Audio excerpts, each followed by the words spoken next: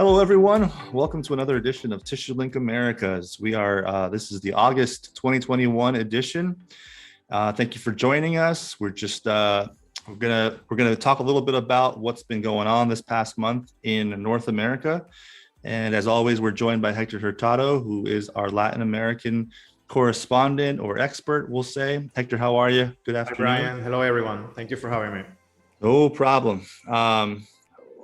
We're excited to talk about some topics this month. A lot's been going on. I'll start off in North America. Basically, we're seeing a lot more of this. Demand again is pushing up just because of a rush on paper products again. Yeah.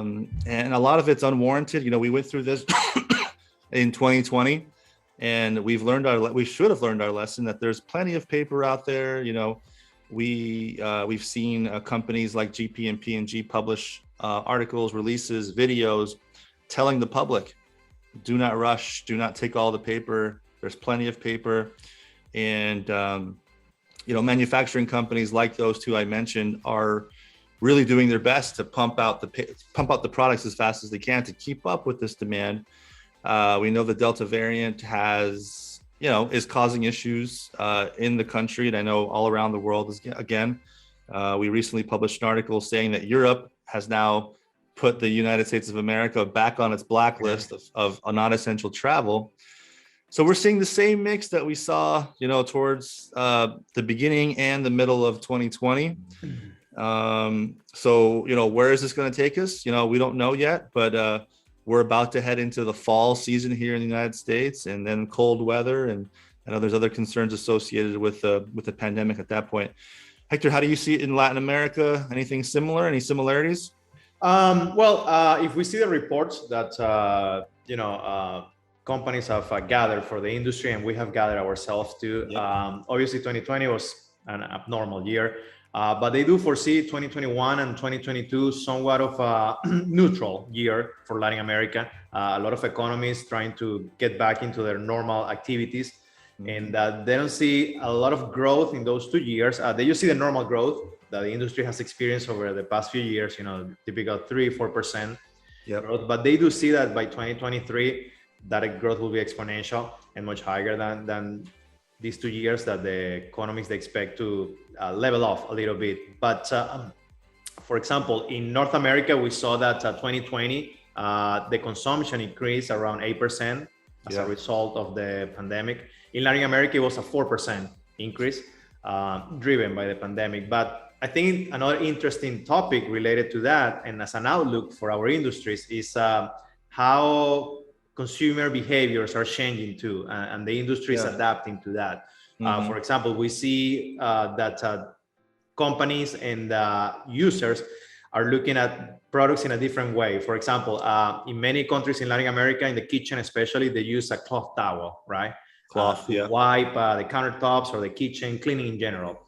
And now we're seeing that they're developing products that are going to be folded towels that were traditionally used on the away from home market.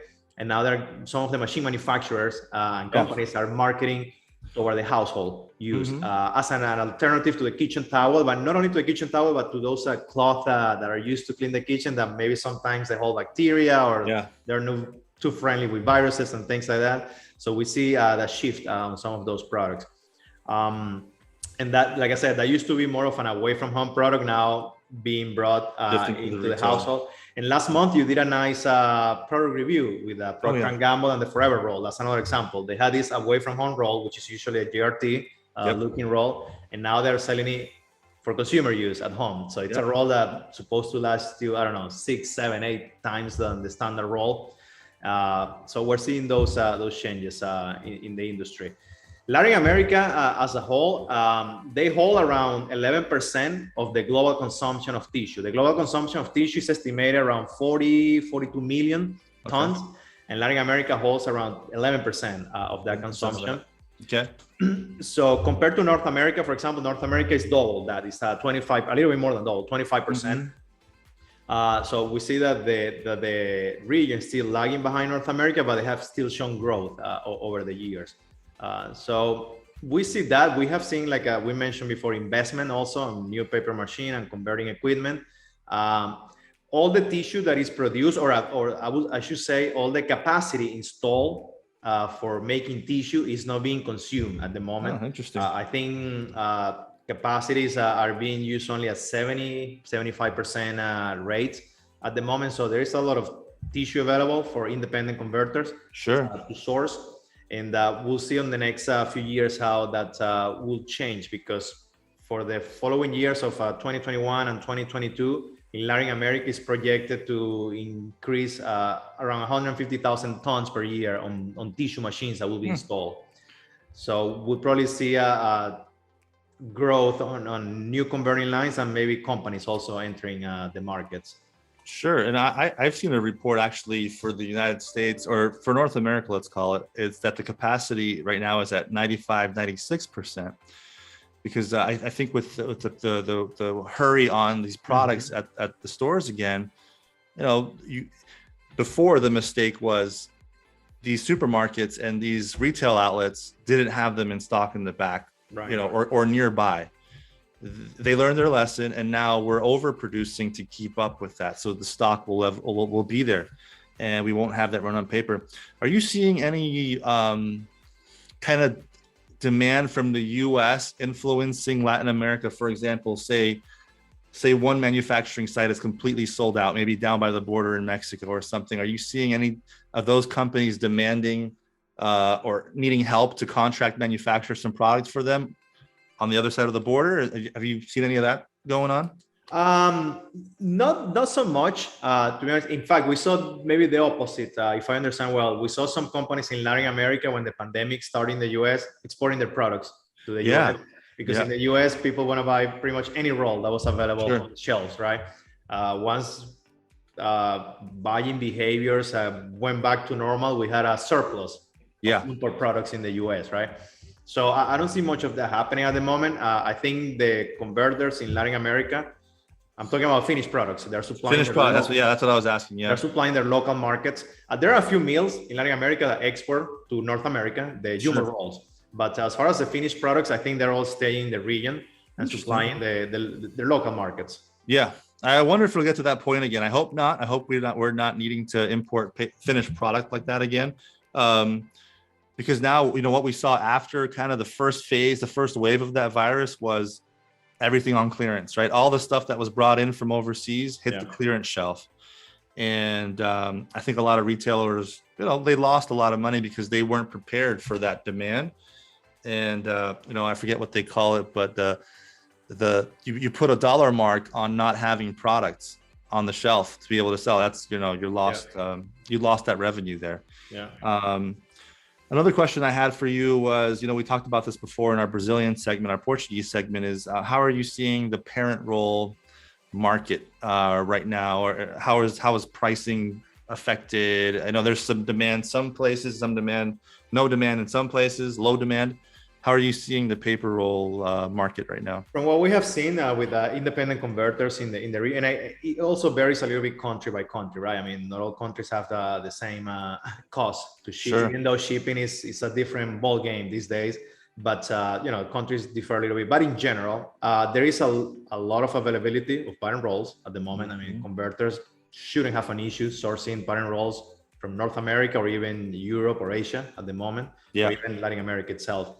And that makes prices to a point competitive, right? Because there's a surplus and availability of parent rolls. I think the key factor here for a lot of them is the shipping. I was speaking with a company in Peru not too long ago, and a couple of years ago or a year ago before the pandemic, they were importing containers from Asia costing $2,500, $3,000. Now they were telling me they're paying $8,000-$10,000 per container on occasion at the peak of the pandemic, right? So obviously that puts a lot of pressure on the imported semi-elaborated goods like parent rolls, right? Or even your raw materials like cardboard, which is a shortage at the moment right now outside of the US. So it's very tricky for each country, but from the converters that we've talked to, they do have availability for parent rolls. I think they're able to negotiate those prices of the raw material itself, and then somehow compensate for the higher shipping costs. But they're still remaining very competitive with these prices. and like I said at the beginning, supplying their local markets. Yeah, it's hard to pass on that finished cost to your customers. We've talked about this in the past, is reducing the size of your products. We've been through those scenarios before. But it's a catch-22 because the price of the paper is low, but then you have to actually get the paper to you. Right. That cost is extremely high. So you can't win. That and then I just can imagine we're talking about the ocean freight, and then you have to deal with the local freight, the inland freight once you have the finished product to deliver to your. Sure. For example, in North America, I mean, there is a huge shortage of truck drivers. I think in the United Kingdom, I read an article not too long ago. They have a shortage of 100,000 drivers. Truck drivers. Yeah. So obviously, that puts another sort of pressure on the shipping costs within countries. So yeah, no, I mean the strain is everywhere. So it'll be really interesting to see how we finish off the rest of 2021. I think the industry is in a good place right now. I think the demand is there, the usage is there, the capacities. There's still some capacity available. So it'll be interesting to see how we finish off the year. Is there anything else you'd like to add, Hector? Anything else that we left off possibly?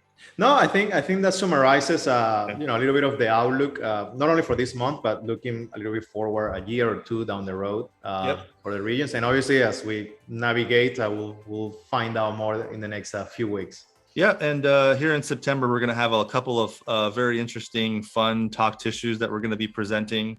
And our product reviews will be starting up in September. So look out for those. If you're a company listening that wants to do a product review or highlight your company in any way, please reach out to us. Same for Latin America, obviously. Sounds good. Thank you, Hector. Appreciate the time. We'll chat again in September. Will do. Bye, everyone. Bye.